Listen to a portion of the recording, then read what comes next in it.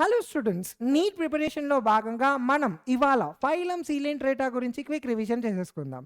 So సీలెంట్రేటాని మనం cnidarians అని కూడా పిలుస్తాం, ఎందుకంటే వీటి లోపల సెల్స్ ఉంటాయి. వాటిని నిడోబ్లాస్ట్ ఆర్ నిడోసైట్స్ అని పిలుస్తాం, which consist of stringing like capsules. వీటిని నెమాటోసిస్ట్ అంటాం.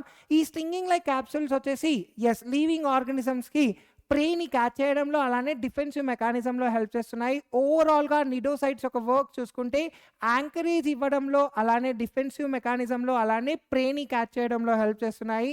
ఈ సీలెంట్రేటా వచ్చేసి బోత్ అక్వాటిక్ ఆర్ మరైన్ కండిషన్లో మనకు కనబడుతున్నాయి. And if you see their body radial symmetry కనబడుతుంది. Coelomates and diploblastic type of living organisms ఉంటాయి ఇందులో. అండ్ నెక్స్ట్ మనం ఒకవేళ యూనిక్ క్యారెక్టర్ గురించి మాట్లాడుకోవాలి అంటే ఇందులో సెంట్రల్ గ్యాస్ట్రోవాస్కులర్ క్యావిటీ ఉంటుంది, that too with single opening of mouth which is present on హైపోస్టోమ్.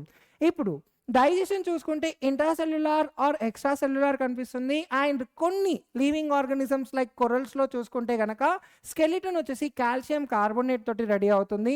Examples of coelenterata గురించి మాట్లాడాలి అంటే ఫిసాలియా, ఆడమ్సియా, పెనాట్యులా అండ్ ఆల్సో మియాండ్రియా.